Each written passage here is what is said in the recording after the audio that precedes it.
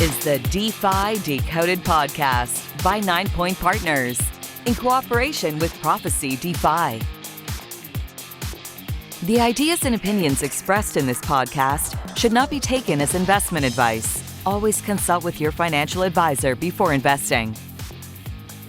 Hello, everyone, and welcome back to another episode of DeFi Decoded. My name is Alex Tapscott, here as always with my co-host Andrew Young. Today's a very special episode. It is the start of a new section where we're going to have guests on the program. And I, for one, am very excited about today's guest, Charlie Morris, who's a friend and longtime collaborator. He's also the managing partner of CMCC Global, which is a $300 million asset management company that's focused pretty much exclusively on digital assets and blockchain technology.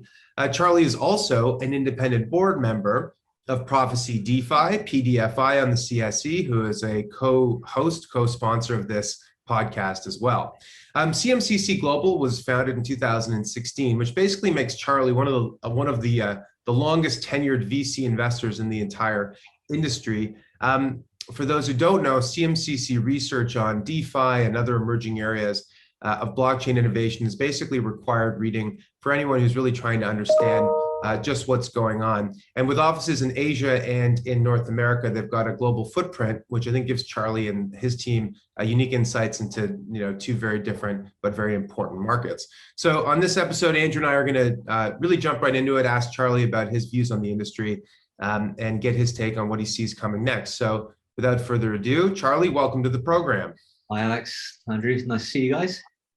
So Charlie, I remember when your wife Daisy introduced us in 2016.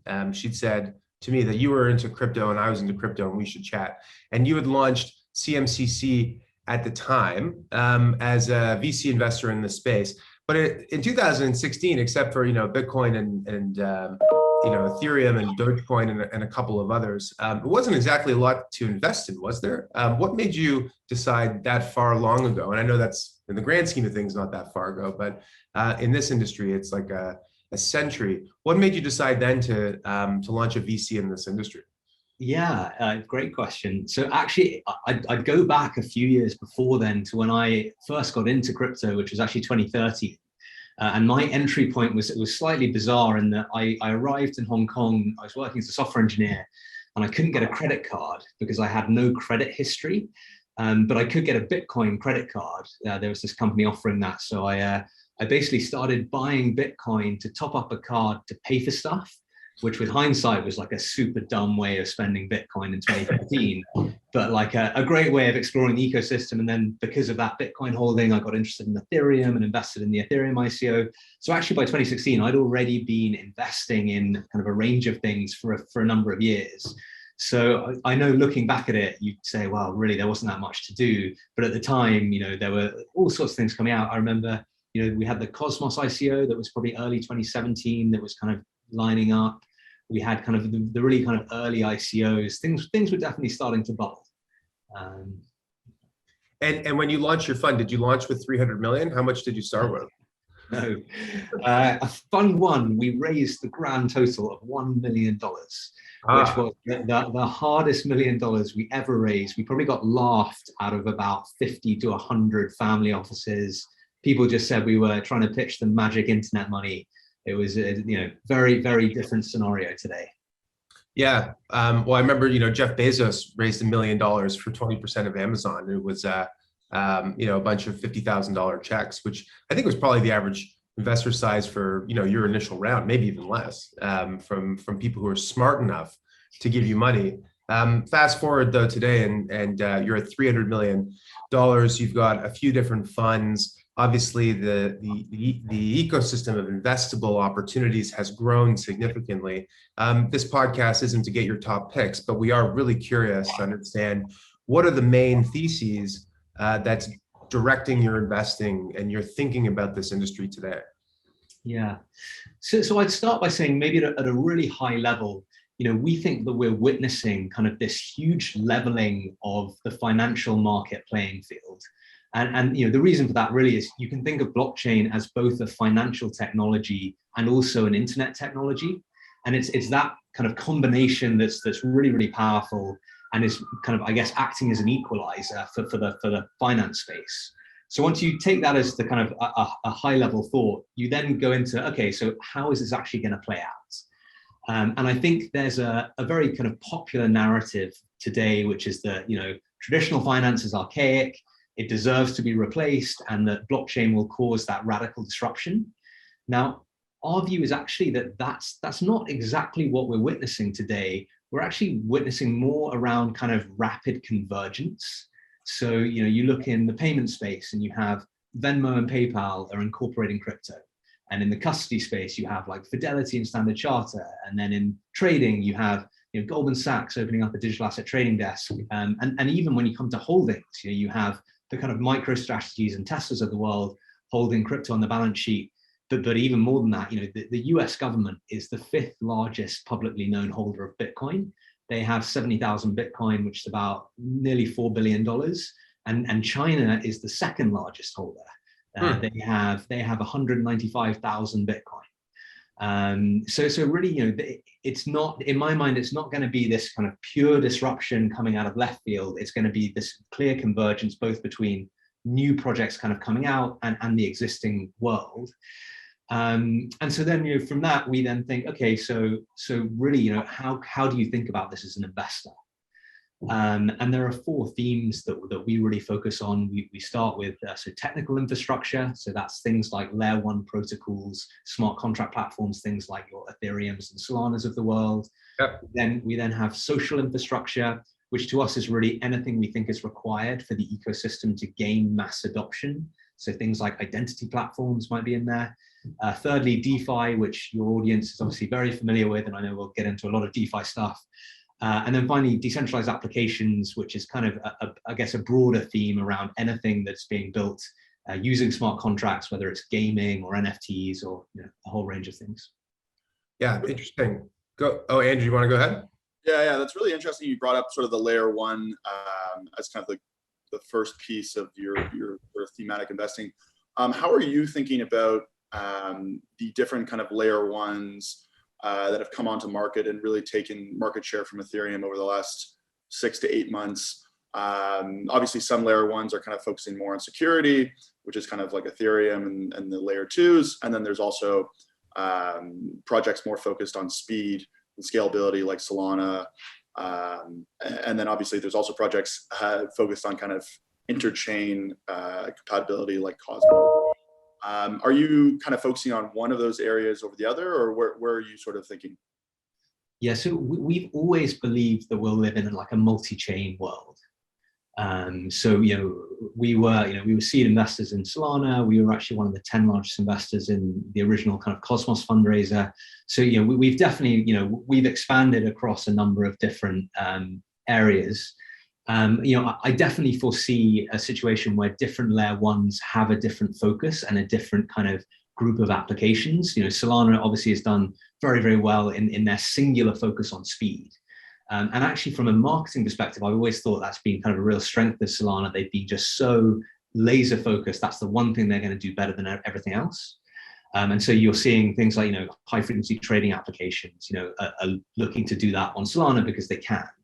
And almost to me, I was an ICO investor in Ethereum. I'm a big believer in Ethereum.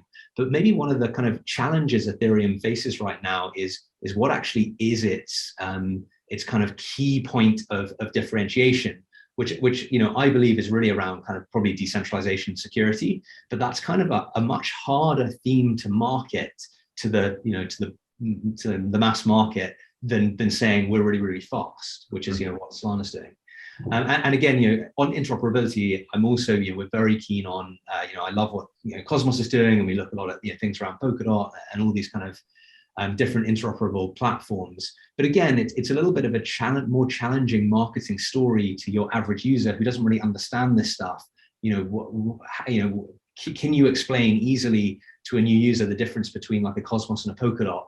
It actually becomes very nuanced and quite challenging. So I want to go back to something you mentioned about DeFi and the traditional financial world. So, most people in DeFi would say that the banks are not going to make it, so to speak. That's like the shorthand, NGMI. And you seem to be of the view that, well, actually, there's a bit more nuance to that this technology is going to not collide with the existing world, but might begin to integrate with it somehow, right? Where you've got components of the old world and the new.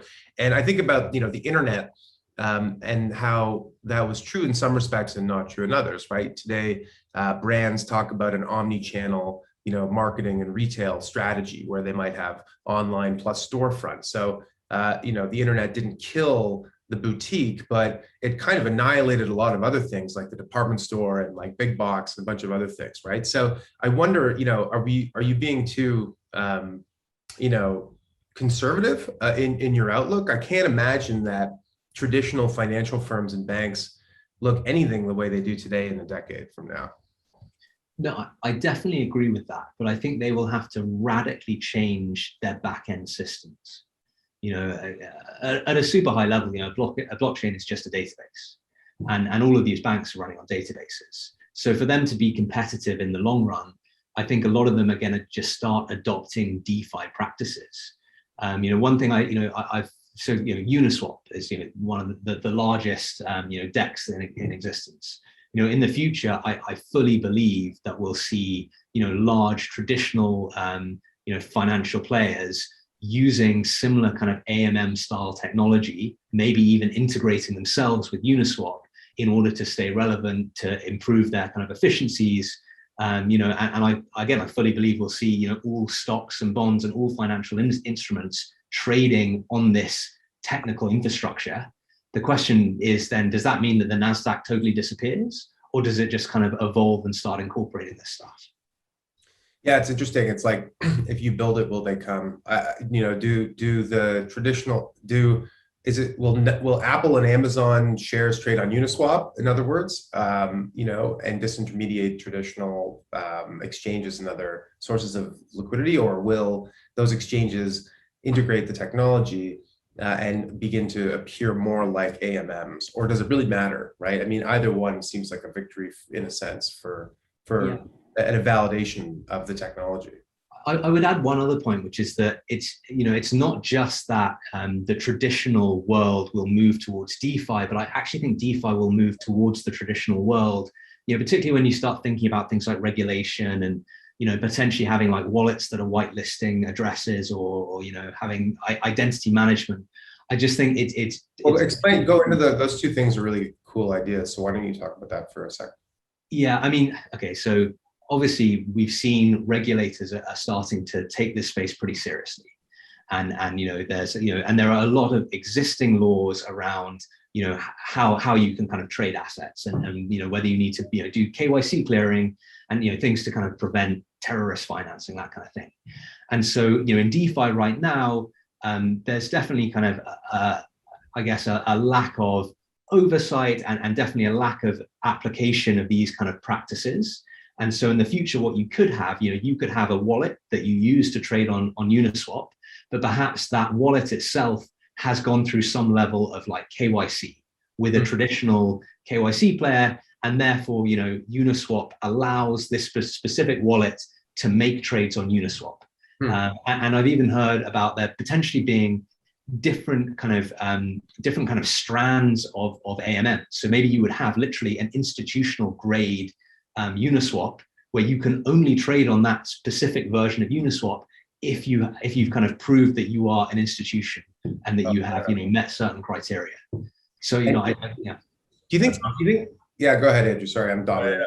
So that sounds a lot kind of like what Aave is doing right now with their KYC platform that's launching in the future.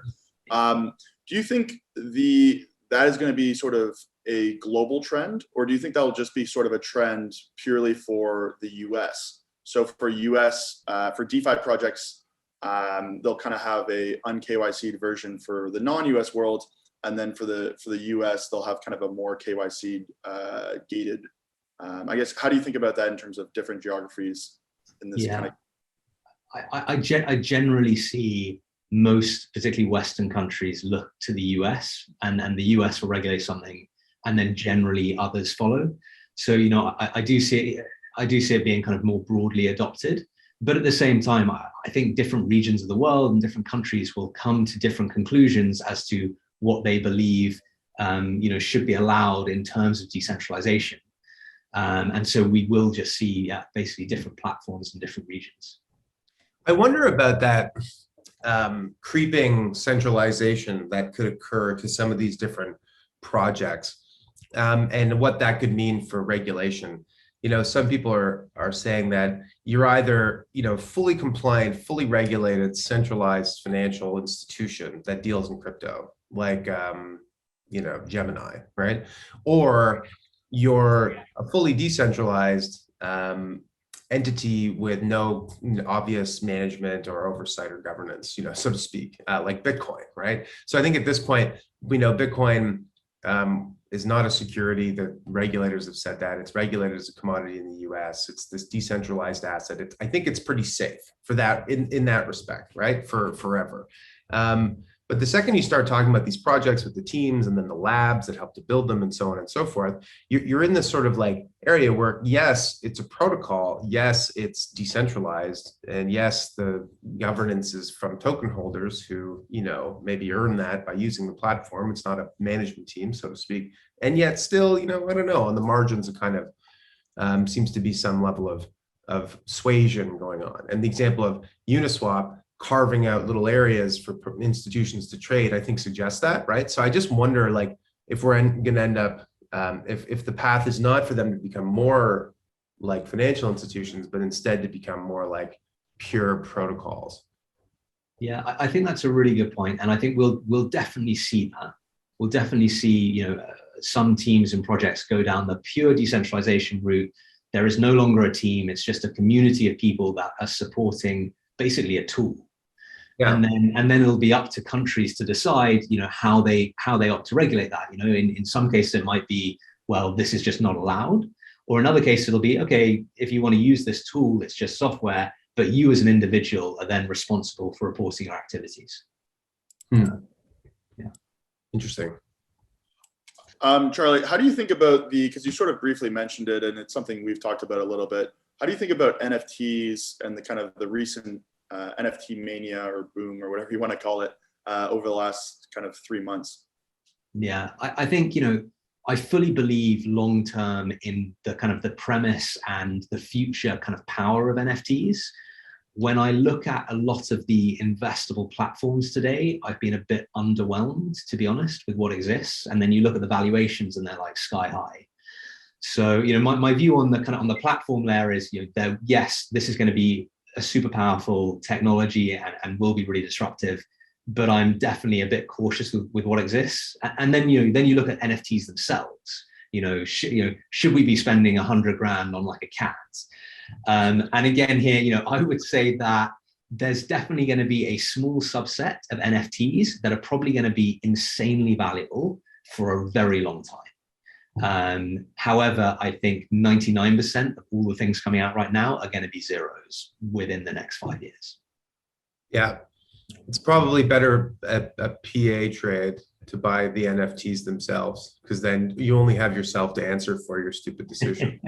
Rather than all your angry LPs wondering, so why do we own the cat again? Explain the cat. So I'll tell you something really interesting though, is a friend of mine lives in LA and he owns a CryptoPunk, and he recently was invited to a dinner, and you could only attend the dinner if you also held a CryptoPunk.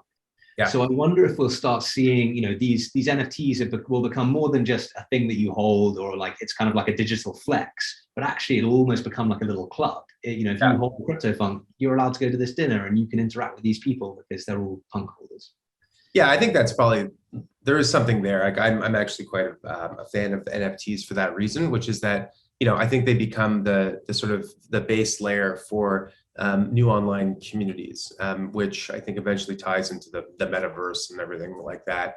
If you can have like a verifiable avatar that is you, that is a point of information about that can make up part of a digital identity, which is not, the silo. It doesn't sit inside the silo of Facebook or the silo of Twitter, but it's something that you can migrate across platforms. It's pretty infant stage at this point, but it's clear that is going, if we're going to have that kind of persistent identity, that digital assets and digital identity is going to be a big part of that.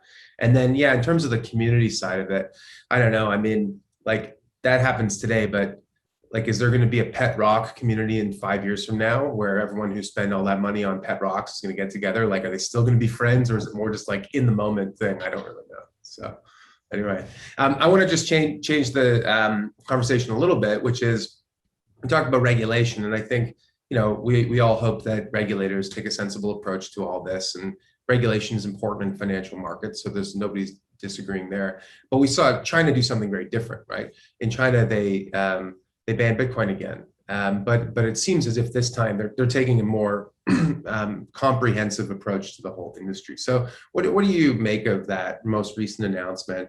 What do you think it means for crypto adoption in China and Asia Pac? And then what does it mean for the industry as a whole? Yeah.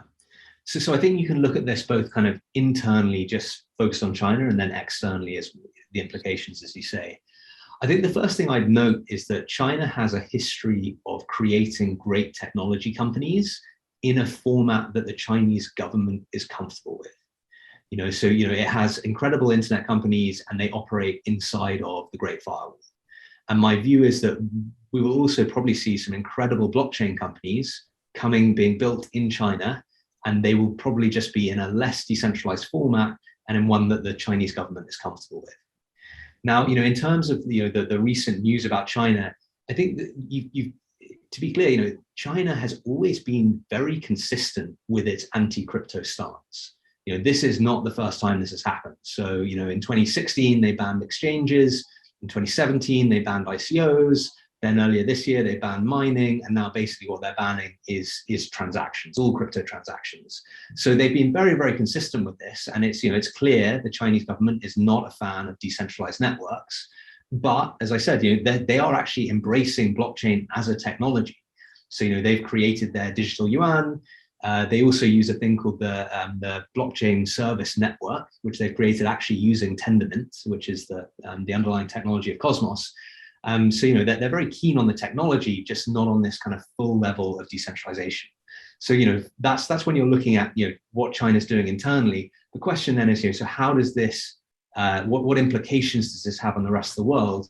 And I think we kind of touched on it earlier. My view is that there will be some countries that are just very against full decentralization, and then you'll have something like El Salvador, which is making Bitcoin legal tender. So it's kind of the polar opposite. And I think basically countries will have to come to a decision on where they stand in this line between no decentralization and full decentralization. And the result will be, the full decentralization technology pioneers will not innovate in China. They will have to innovate somewhere else. And maybe just looking at a few other places, I actually think you look at the US, they've licensed a large crypto exchange that now trades on the NASDAQ. Like, to me, that's a really positive thing. In Germany, you have ETFs for like Solana. So it really is, I think it's going to be a country by country basis on how this stuff evolves. Well, there's a saying that invest in anything China bans. China banned Facebook, China banned Google, China banned Bitcoin. All would have been good decisions, right? And then would have also been a good decision, by the way, if you could have, to invest in Alibaba or Weibo or all these other homegrown Chinese internet stars, at least before the more recent crackdown. So are you looking at that market within China as a source of deal flow for Chinese opportunities? Yeah, it's interesting. So we, I speak regularly to a number of Chinese teams.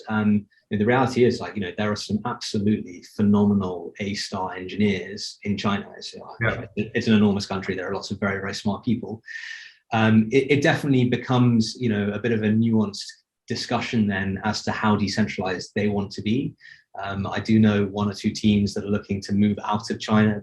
Normally the kind of obvious hotspot then is Singapore, which actually has quite a lot going on at the moment.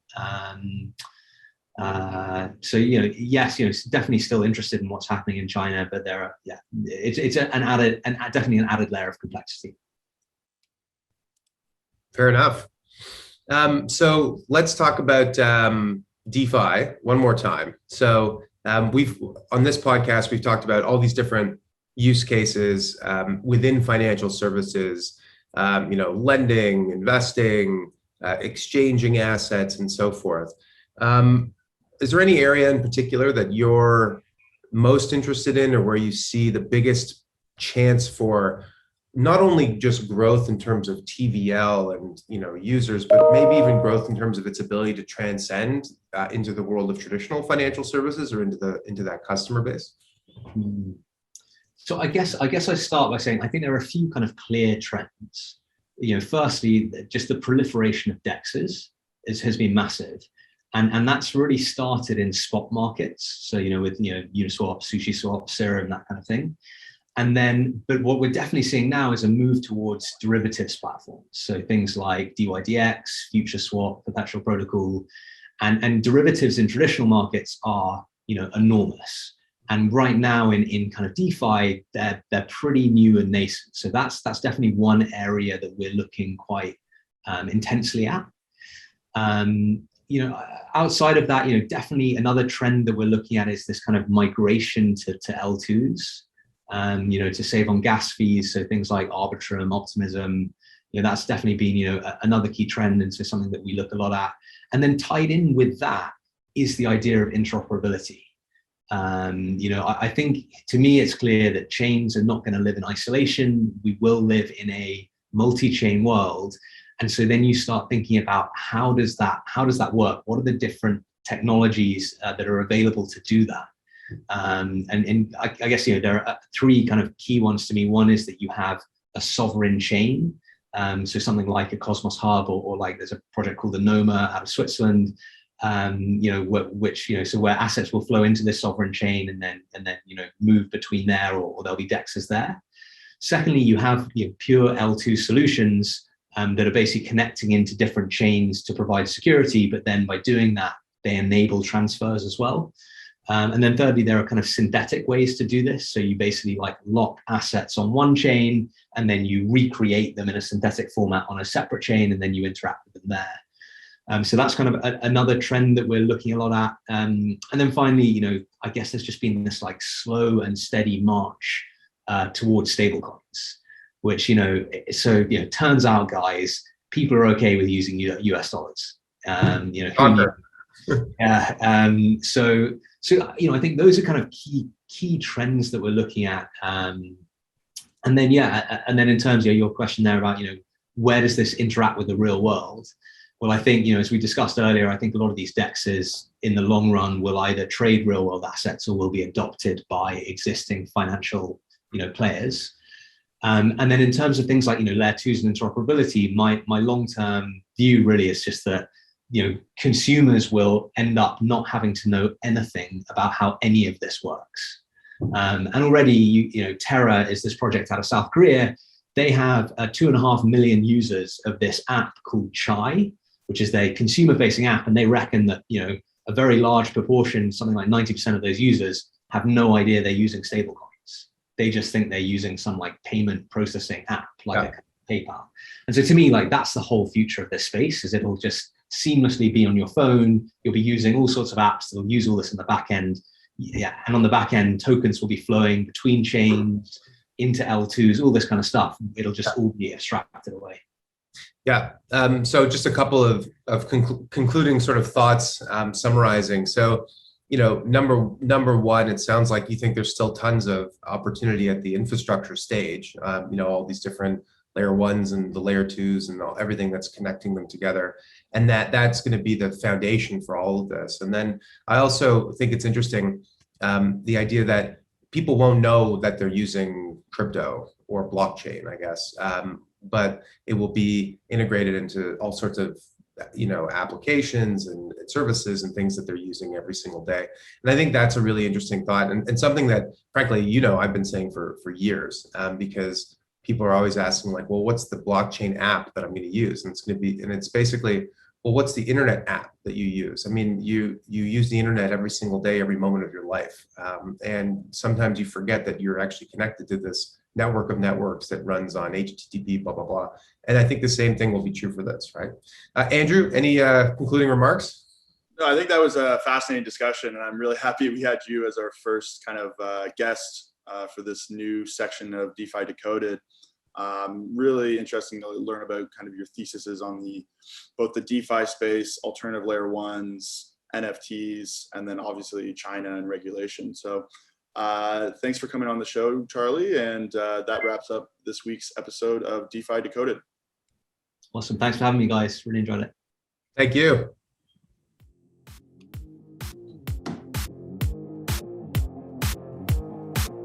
The information contained herein does not constitute an offer or solicitation by anyone in the United States or in any other jurisdiction in which such an offer or solicitation is not authorized, or to any person to whom it is unlawful to make such an offer or solicitation. Prospective investors who are not residents in Canada should contact their financial advisor to determine whether securities of the funds may be lawfully sold in their jurisdiction.